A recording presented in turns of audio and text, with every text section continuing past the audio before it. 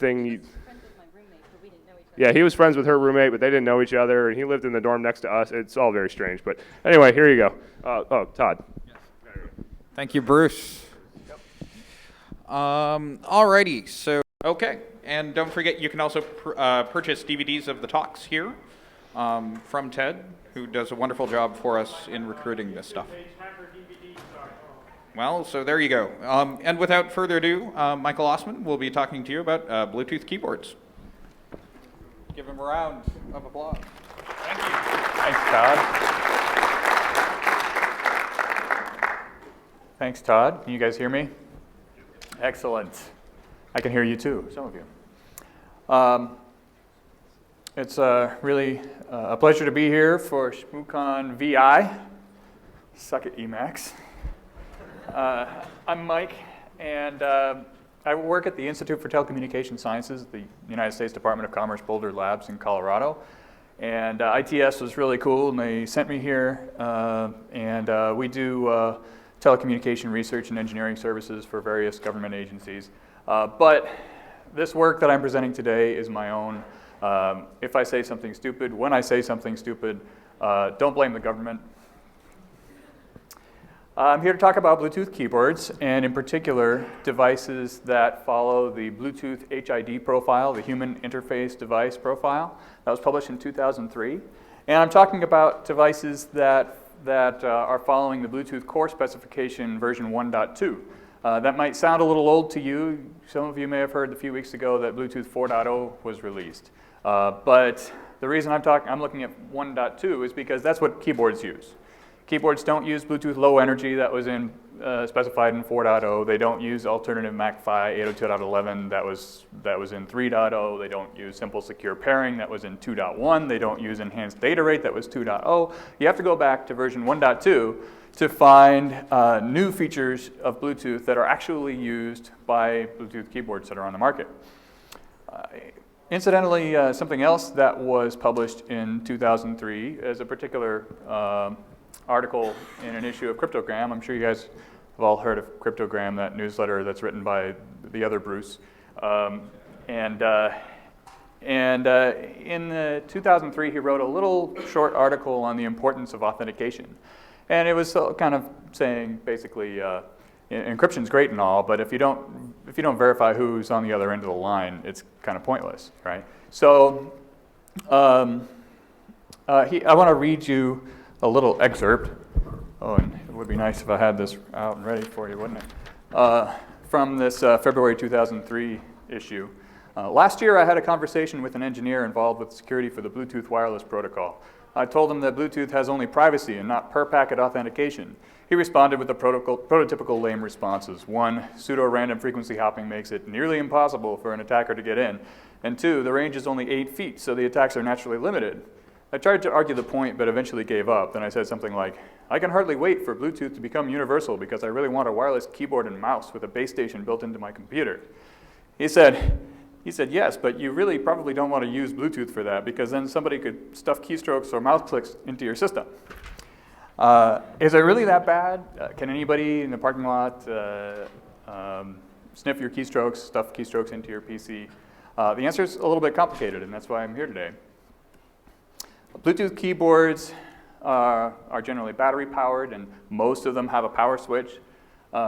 I have seen keyboards that don't have a power switch. I've seen a keyboard that has a power button for a PC, but doesn't actually have a switch to turn itself off and on.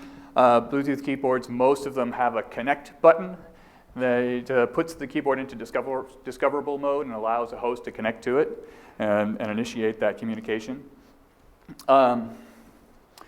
Bluetooth keyboards generally have some kind of indicator, like an LED light, or sometimes even a whole LCD display. That tells you something about what it's doing. Usually, at the very least, they have some kind of indicator to tell you that they're in discoverable mode. Oftentimes, Bluetooth keyboards have their BD8EDR, the Bluetooth device address, printed somewhere on them or on a sticker or something like that, which is really convenient if you're trying to connect to these things. One particular interesting thing, the Bluetooth keyboards, most of them ship with a host adapter in the form of a dongle, a USB dongle.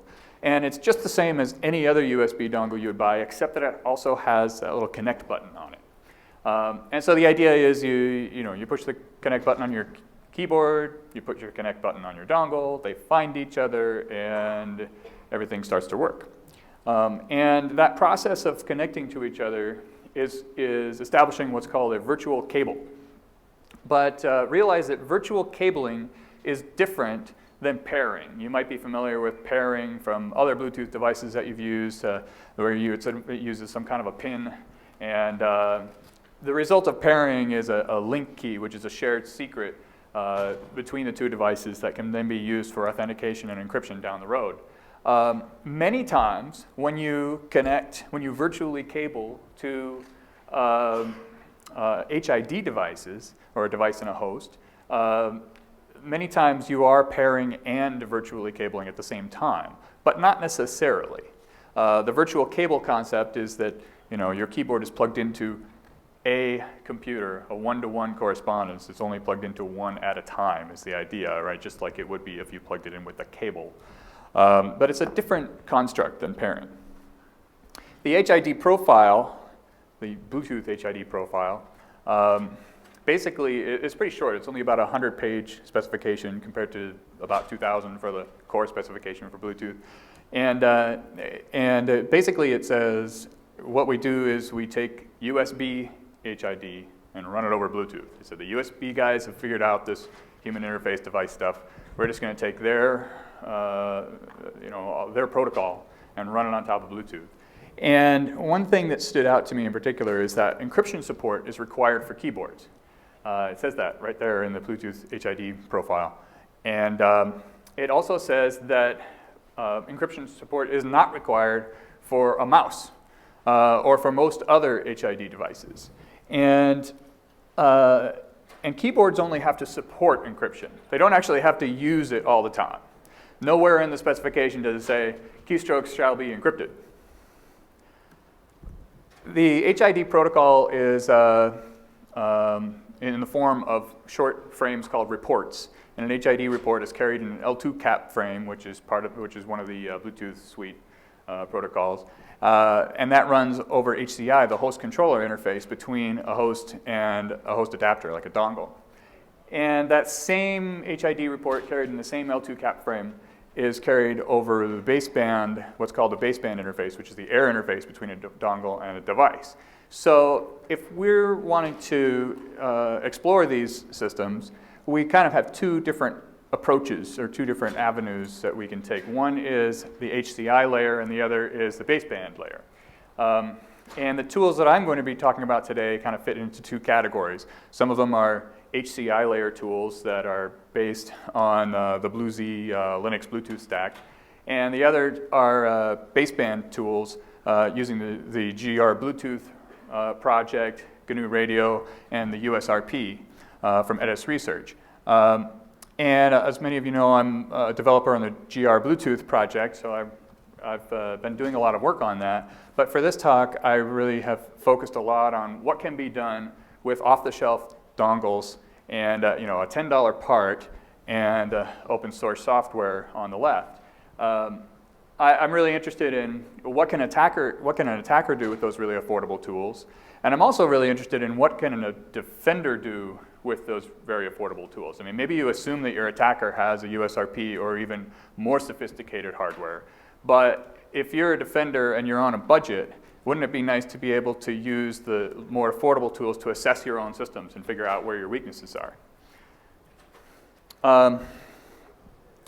The HID protocol basically has two flavors.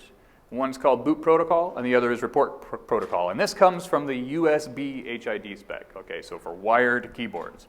The report protocol is the thing that all keyboards are required to support, and all HID devices are required to support. It's a very flexible protocol where the HID device provides some kind of a descriptor to the host that tells the host how to parse their messages. So it's a very flexible and complicated parser. So typically it's only implemented in a very full stack implementation on the host side. But when they were first coming up with HID for USB, they said, well, what about a BIOS of a PC? How are we going to boot up? Are we going to expect that BIOS vendors are going to have a complete USB stack? Probably not. So what they did was they came up with this boot protocol, which has these fixed reports, not flexible reports. And there are fixed reports defined for keyboards, simple keyboards and 2-axis mice, and that's it. Any variation on that requires report protocol. But boot protocol is a fixed reporting mechanism to be used, that is used between keyboards and a BIOS.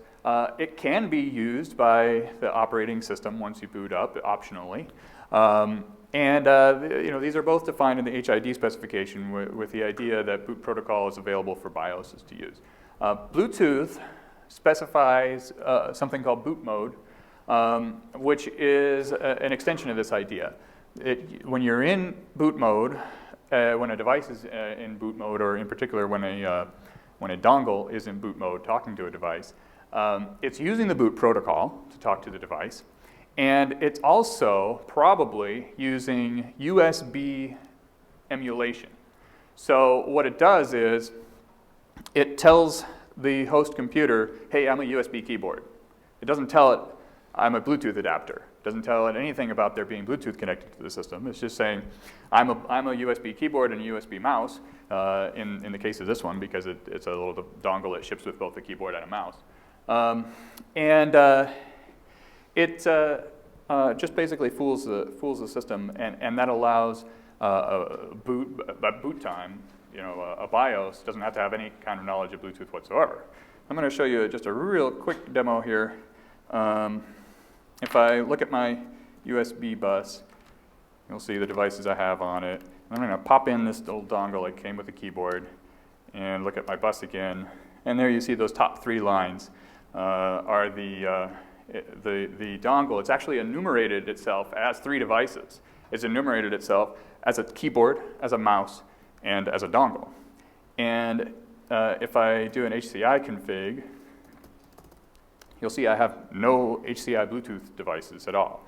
But if I use the HID to HCI utility that comes with BlueZ, I can switch the thing over to HCI mode, and then you can see, oh, now I have a Bluetooth device attached, right? So unless the user or the host operating system makes the effort to put the thing into HCI mode, it's always going to default to boot mode where it's doing USB emulation.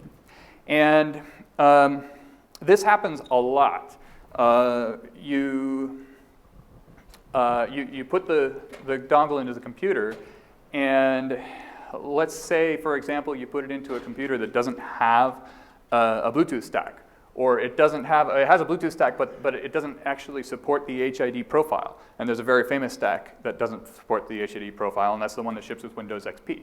So if you plug this thing into a Windows XP computer and you never install the third-party stack that probably came on a CD with your keyboard, then you're probably running this thing in boot mode all the time. So I was playing with this particular one last year as I was working on the GR Bluetooth project, and I captured a waveform of this keyboard, and here's a spectrogram of it, and then I was working on this Wireshark Bluetooth baseband plugin, which is now a part of the GR Bluetooth project. So it's this plugin for Wireshark that dissects baseband. And by the way, Dominic Spill, who is unable to be here today, did put out a new release of GR Bluetooth this morning. So some fresh codes out there for you all. The interesting thing I noted is this is actually the capture I was using when I was developing this, and I was going down through the packet one field at a time, and I'm getting closer and closer to this payload at the bottom, and I'm going, oh my goodness, there isn't very much entropy there. Realized that this was taken with a USRP and entirely passive monitoring, with no knowledge of the device's addresses, no knowledge of any link keys, just completely blind passive monitoring. And here I get to the bottom, and I have a completely clear text HID report. And this is a boot mode report And you can see in the middle of that string of mostly zeros, there's the character 1C, and that's the particular letter that was typed. That represents, that 1 byte represents the particular letter that was typed on the keyboard. And so I was talking to Josh Wright about this last year, and he said, "Wow, that's great. I can't believe that nobody's done this before. We should have a tool that allows us to actually pull these keystrokes out of these captured files." And he said, "Tell you what, you send me some captures, and I'll write the tool." And I said, "Are you kidding me? Of course I'll send you some captures." And thus BTapTap was born. With this tool, all you do is just point it at a PCAP file, which is the file that's produced by GR Bluetooth and what we're dissecting in Wireshark, and it just pulls the keystrokes out. And this is also in the GR Bluetooth tree. So realize that this particular situation, we're in boot mode. Now, not all dongles and keyboards are going to end up communicating in the clear in boot mode, but many do. How do you test that? How do you know whether your keyboard's actually using encryption or not? And I'll be talking about that later. But one way you can do with the more expensive hardware is to use the GR Bluetooth, just like I just shown. But I'm going to show how to use off-the-shelf dongles to learn the same kind of thing.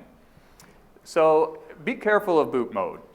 Boot mode is not going to behave the same way as normal HCI mode. You're losing your control that your host operating system has over your Bluetooth device by operating in boot mode. You might be able to avoid boot mode entirely. Like if you replace your dongle with a regular dongle that doesn't have a connect button, it probably won't support boot mode. And your keyboard will only work when your host operating system is booted up. That might work for you in some situations. Although I warn you, more and more Bluetooth host adapters, including some that ship internally in laptops, actually default to boot mode. So they start out, even if you never configure them or never install any Bluetooth software, you might have a laptop that is just waiting for a keyboard to connect to it at any time. So look out for those. One of the things that we could do if we have just plain off-the-shelf dongles and HCI layer tools is to try connecting to a device directly. That means connecting to the keyboard. And you can initiate a connection to that keyboard if you have its address. You can initiate a connection to the keyboard while spoofing the host's address if you also have the host address. And if you also have a third thing, the link key that's shared between the host and the device, then you can really do a good job of spoofing even the authentication and participate in authentication and encryption with that keyboard, just like you're the legitimate host. So those are sort of three things that might be nice to find. And we can initiate an active connection to a keyboard, or we can just listen. We can just set things up so that we're pretending to be the host and waiting for the keyboard to come talk to us. In most situations, I like to initiate an outgoing connection. It gives you more control over what's going on. But there are situations where a keyboard might be more inclined to talk to you, and it isn't always clear which is the keyboard is expecting. We can do the exact same things connecting to a host, potentially pretending to be the device, pretending to be the keyboard. And just that was done some years ago by Colin Mulliner. Some of you may have seen his hit attack and this XKBD BTHID, which is a little on-screen keyboard that he wrote for his little mobile device so that he could pretend to be a Bluetooth keyboard and control other things. And he was interested in finding stacks, host operating systems that had a vulnerability where they were just waiting for a keyboard to connect. And I believe those, other than boot mode dongles, I believe those holes have all been closed to my knowledge, but I don't know if anyone's done a real comprehensive survey. But these tools can also be used to spoof a real device. And I'm going to show you a quick little demo In this case, I'm not using, I'm gonna switch my projector here over to my victim machine. And what I'm going to use is a little tool that is similar to HID attack, hit attack. I'm going to plug in this dongle into this Mac because I'm going to really be attacking the dongle. And the dongle's from vendor A. I'm going to use a mouse from vendor B. Interoperability tends to be very good with these devices. Hey, there we go. We're already connected. And I can bring up this document with my mouse. But these devices tend to, they have power switches. Sometimes they get switched off. Or sometimes, in the case of a keyboard, it's pretty typical. If somebody has a keyboard on a desktop, it's pretty typical that they never turn their keyboard off, but they occasionally turn their computer off. Right? So there are often these windows of opportunity where, I've been using my Bluetooth mouse and I turn it off, but I still have a host sitting there waiting to reconnect to it. So I'm just going to run a little attack. I need another dongle to do this. And I'm just going to use a plain dongle and see if I can pretend to be the mouse and spoof some input events into the victim system over there.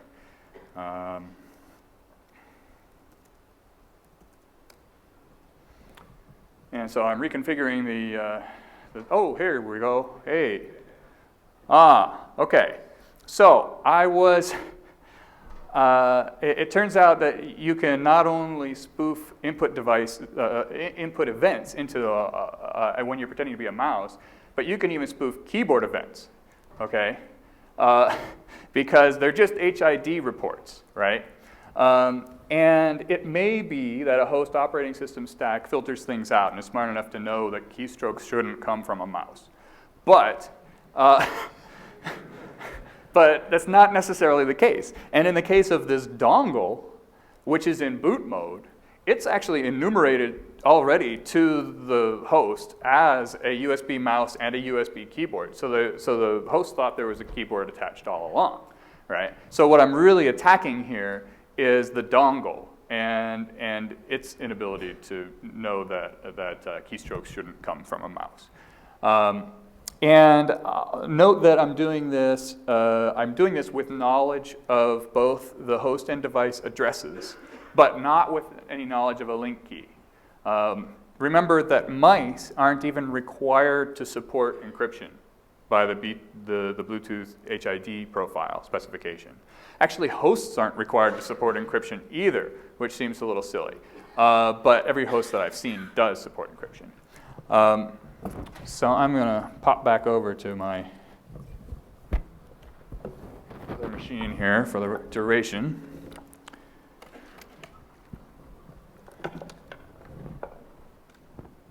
Yay!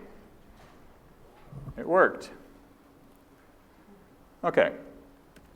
So once again, beware the boot mode, and also. If you're interested in using these kinds of devices in the most secure manner you can, it's a good idea to check and make sure that your devices actually authenticate each other. They can. They maybe should, but the profile doesn't actually say they absolutely must. So there's nothing broken about this particular mouse and dongle. They're following the HID specification. It's just kind of loose on this point. It allows these devices to create a link key or not. It allows them to use that link key to authenticate each other or not. And there really isn't any way to tell whether your device is getting authenticated unless you do some of these tests. So how do you get the device address that you need in order to try one of these attacks? One easy way is physical inspection. If you can find that sticker, you're golden. Another way is passive monitoring using GR Bluetooth. Another way is inquiry. And inquiry is the process of finding discoverable devices. So if you just go to any Bluetooth device, like my phone, and I go to the Bluetooth menu and I say, like, find nearby devices, what I'm doing is an inquiry. And the HCI tool inc command allows you to do an inquiry from the command line. Another way to get addresses is by inspecting the operating system of the host computer. Mike Kershaw has recently released a Kismet BT Scan plugin, which is a plugin that does inquiry from within Kismet. So all you need is a plain, cheap dongle, plug it into your laptop, run Kismet with the BT Scan plugin, which is included in the most recent release of Kismet, and it finds discoverable Bluetooth devices. So this is kind of a convenient tool. And we had tools that did inquiries before, but this one is integrated with Kismet and integrated with all the GPS tracking and all that kind of fun stuff. So it's a really handy tool. Yeah, I probably shouldn't have used the word scan on this slide because the Bluetooth specification uses the term inquiry scan to mean listening for inquiries, not sending inquiries. But it is sending inquiries to locate devices and get their addresses and names and classes.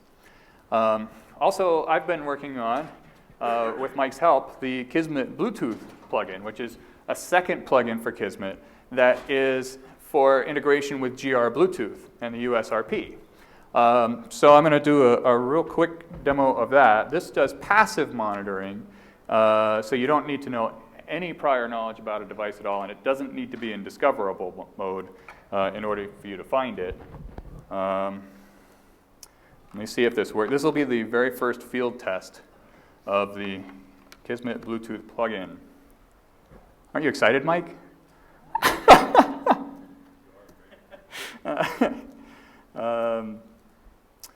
Let's see.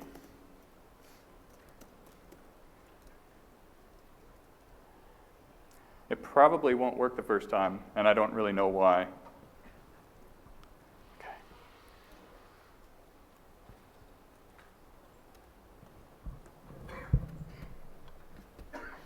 Okay, the USRP is on. That's good.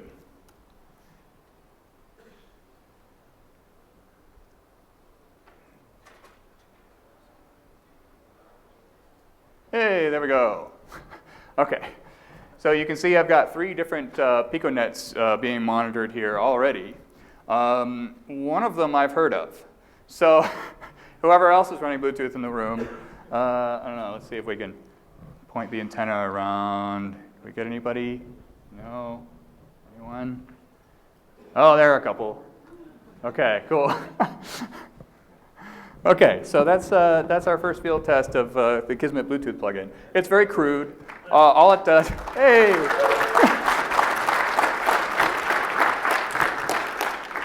All it does is count up packets that it's seen from these different addresses. And if you saw my talk last year, you know there are ways to improve on this and fill in the upper half of the device addresses. But really, all you need is that lower half in order to initiate some communications with these devices.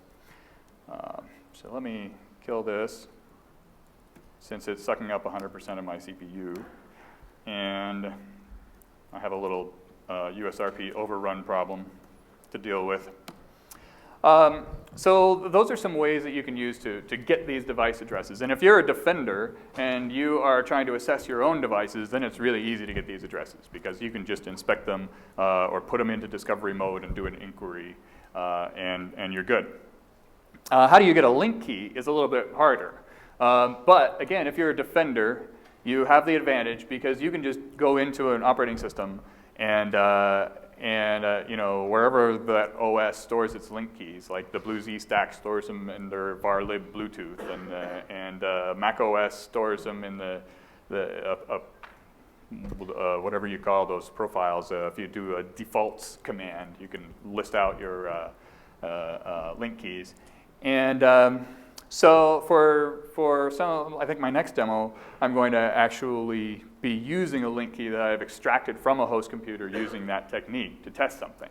But an attacker can potentially get a link key using passive monitoring and cracking a pairing, for example, to determine a link key. And that's a well-known attack that's been around for a while. It's a little hard to execute in practice, but it can be done. And I've done it with the USRP. So it's something that you should probably consider that an attacker would be able to do. Well, if you can connect to a device and pretend to be a host, and if you can connect to a host and pretend to be a device, then the natural thing to try is a man in the middle, right? So I put together this little tool called BTHID proxy. And this is using plain off-the-shelf dongles and the BlueZ stack on Linux.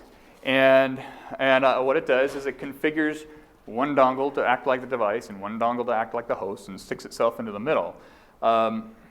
Thanks to the virtual cabling concept, it's usually not possible to initiate a second connection to one of these devices. So an attacker using this kind of tool, or a defender using this kind of tool to assess their devices, would have to wait for an opportunity, like when the user turns off the mouse, or turns off the keyboard, or turns off the host computer and leaves the keyboard on, which is really, really common, especially if you have that model that doesn't even have a power switch, right? And then what you can do, once you have this channel open, this man in the middle open, then you can sniff everything that goes by across them, determine things like, is authentication being used, because if you didn't configure your man in the middle with a link key, then you know it wasn't. Is encryption being used? You could even inject stuff with a few extra lines of code. So I'm going to do a little demo of this.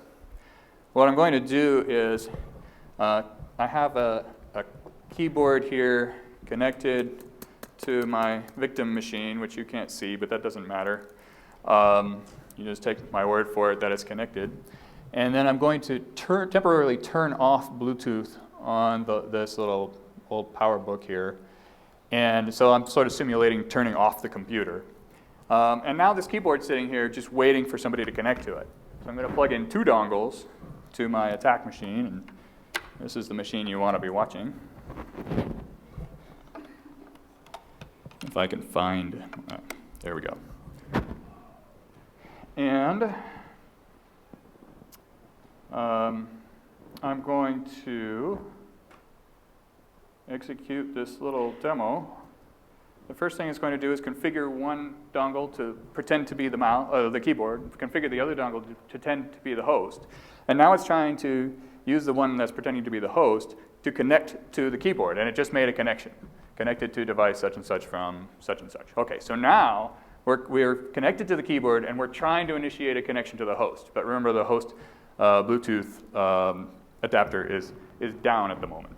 So I'm going to, before I turn the host on, I want to start a HCI dump so that we have something to inspect after this whole process is over.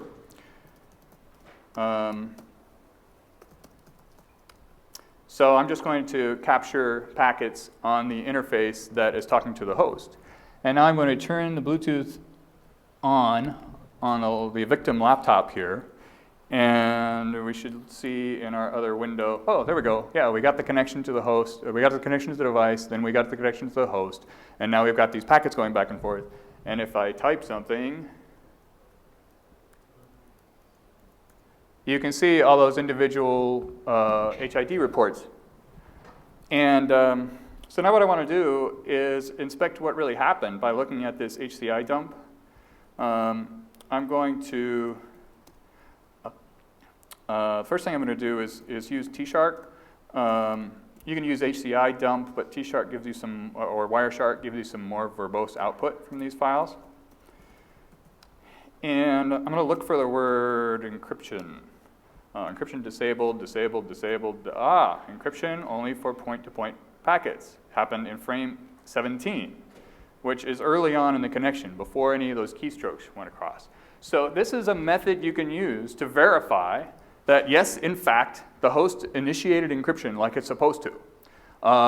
Sometimes you might find that a host doesn't initiate encryption. And it's pretty hard for you to know whether or not that's happening unless you use a tool like this to try it out. Another thing I want to show you is you can take, T-Shark will also allow you to convert an HCI dump file to a PCAP file. And then you can use BTAP. And sure enough, I typed something. And and actually all that other garbage up there, I believe, was from an earlier test I did in my hotel room in getting ready for this, because the HCI dump file was appended to. So note that BTAP can be used with raw baseband captures that we can get with GR Bluetooth and USRP, but it can also be used with HCI layer captures that we're getting with HCI dump. You have a question?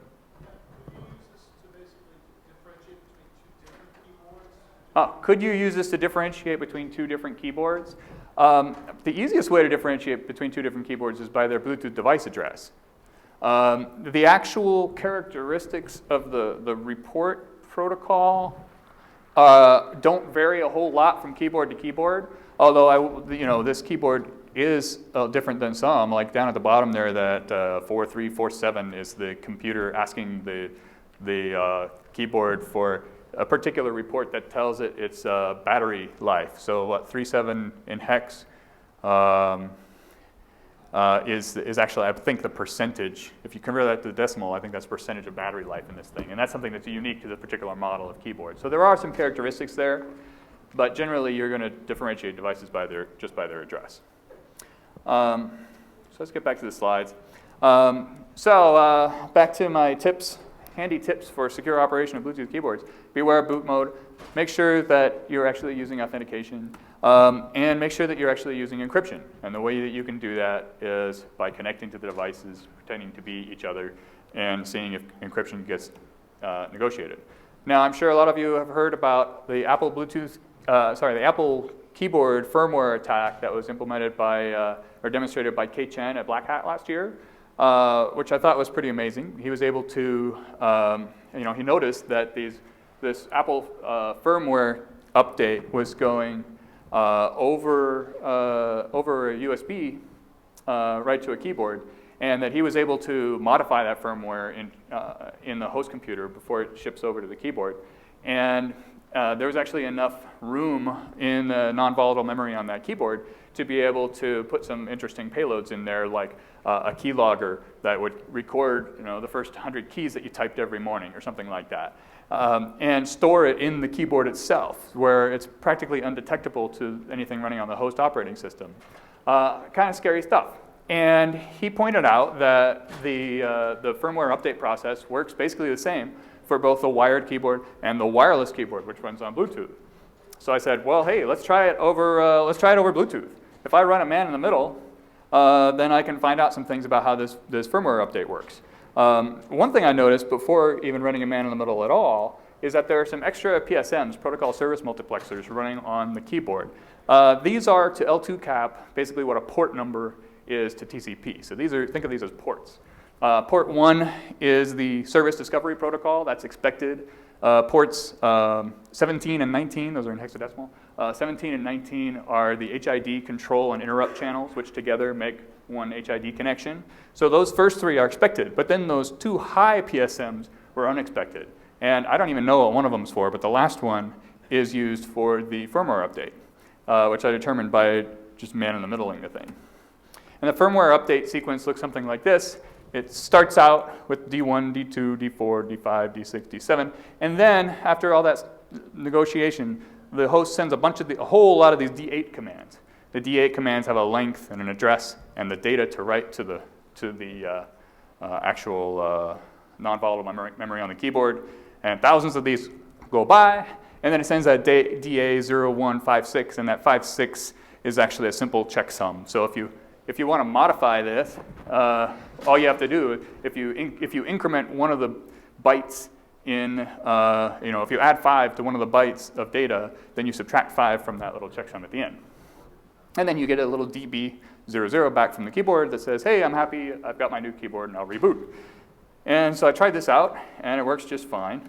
And just as an innocuous little test to make sure that it actually worked, I just modified a little string. It used to say Apple Inc. as a service provider on the bottom line there, but now my keyboard is, I believe, the only one on the planet that is produced by Banana Co. Hey. So yes, you can modify the firmware on these things. Yes, an attacker could, with knowledge of the device's address, connect to the device when there's an opportunity when the host is off, which is a pretty common situation, and blow malicious firmware onto the thing, just like Kei-Chen has shown. There's actually more non-volatile memory on these Bluetooth devices than there is on the wired models. So there's actually more potential for malicious payloads. And fortunately, this model, which is the 3-battery version that shipped a year ago-ish, or I think it started in 2007, it does require that the attacker have the link key. Yay. The newer 2-battery version is not so picky. Yeah. So I'm going to kind of skip through this, rapidly go through this pairing section because I put it at the end for a reason, because I thought I might want to skip through it quickly and get to some questions. But you guys should know that there have been attacks demonstrated on the pairing process. A passive observer can observe a pairing and very easily brute force the pin that was used to pair, and from that process derive the link key that's used by those two devices. It turns out that these tools, BT Crack by Thierry Zoller and BT Pin Crack by David Holton, and also they're using this method that's proposed by this paper by Wool and Shaked, and they require the full address of the master device, the full address of the slave device, and a bunch of other parameters that are observed in the clear during the pairing process. It turns out they make some assumptions that aren't necessarily true, and I'm going to skip through this a little bit, but if you want to find out about the realities of doing this, buy me a beer. And so in summary, beware of boot mode, make sure that your devices authenticate each other, make sure that they use encryption, and you should really only pair your devices in a Faraday cage.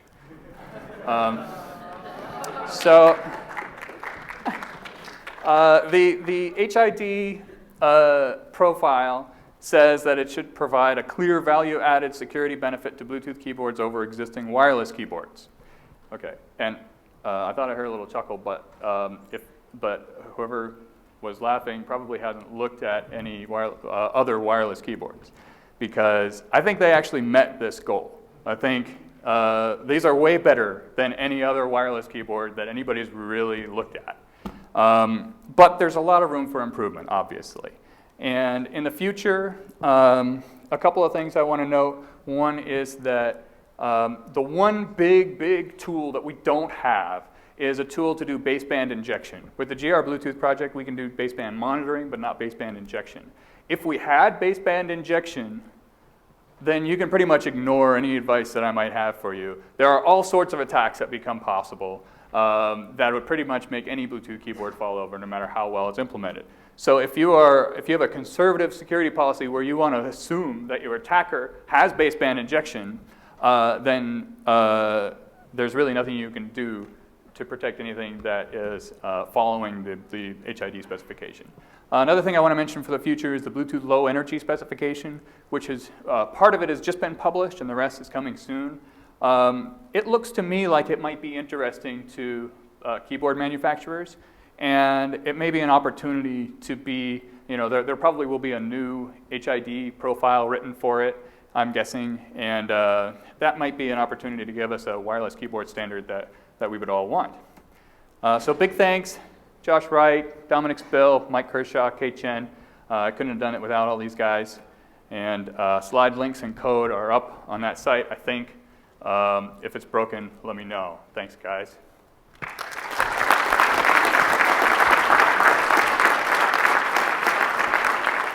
And do we have time for a couple questions? Yes? Go.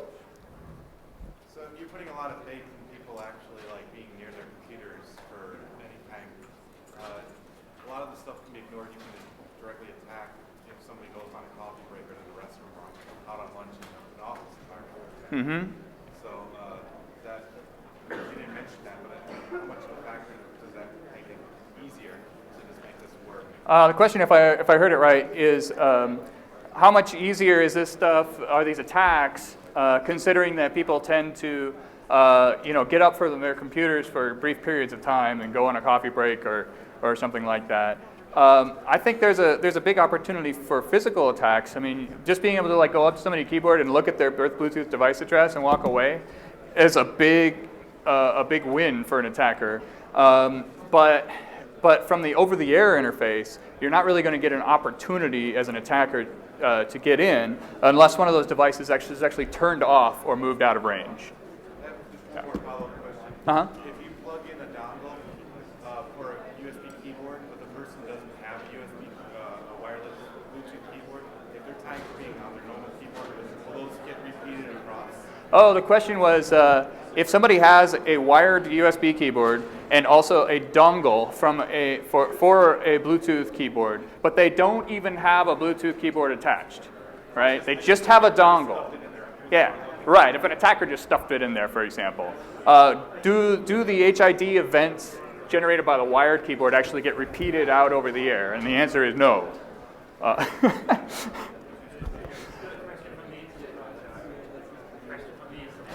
Oh, a question from the internet. Yes, excellent. Oh, that's kind of a broad question, but how happy are you with the USRP and what have you done with it? I love this thing. It's great. Matt Edis does wonderful work and produces some great hardware. I know it's a little pricey for a lot of hacker budgets, but it's an essential tool for anybody interested in delving into the baseband side of things. It's a really good product, and I would recommend it to anybody. The price is including a basic daughter board setup and everything you need to get going with this stuff is in the neighborhood of $1,000. So I'm actually really interested in working on developing like a lower cost alternative that would be capable of, say, sniffing just a single channel of Bluetooth, which is exactly what I was doing with the Kismet plugin. To find device addresses. And if people are interested in that kind of thing and maybe helping develop it, I'd love to talk to them. So thanks, everybody. I'm going to save your question for later, Rick.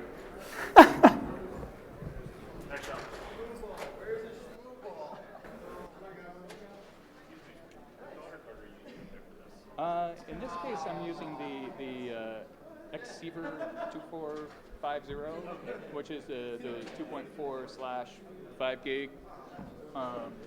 But I've also used the 2400, the RFX 2400. And all the USRP1, The only thing that I've done with the USRP2 that I can't do with the USRP1 is all-channel monitoring. And the method that I use for all-channel monitoring, if you're interested in that, you can check out the video from my Shmoocon last year.